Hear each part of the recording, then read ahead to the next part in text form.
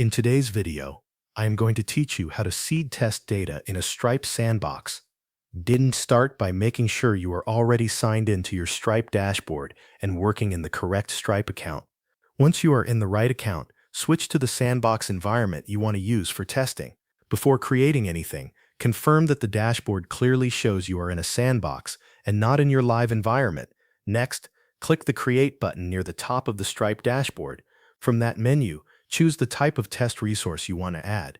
The options available can vary depending on your Stripe setup, but common choices include a customer, payment, invoice, subscription, product, or payment link. Then click Create or Save to add that customer to your sandbox. After that, click Create again and add the next resource you need for your workflow. If you are testing subscriptions, first create or choose a product and a recurring price, then create a subscription and attach it to your test customer. If you are testing invoices, select Invoice, choose your test customer, and add the correct line items before saving the invoice. If you are testing checkout, create a payment link using a test product and price. For payment testing, complete the Sandbox checkout using Stripe Test Payment Details.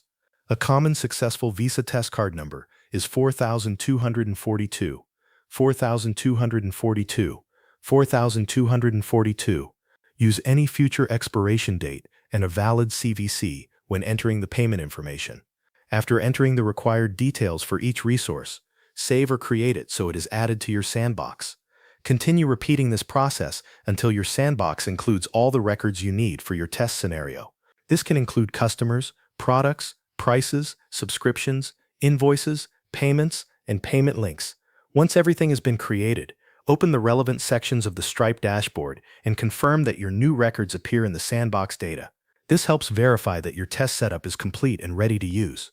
From there, use the seeded data to run your payment, subscription, invoicing, or checkout test workflows. As you test, make sure all activity stays inside the sandbox environment and does not appear in your live Stripe data. Thanks for watching.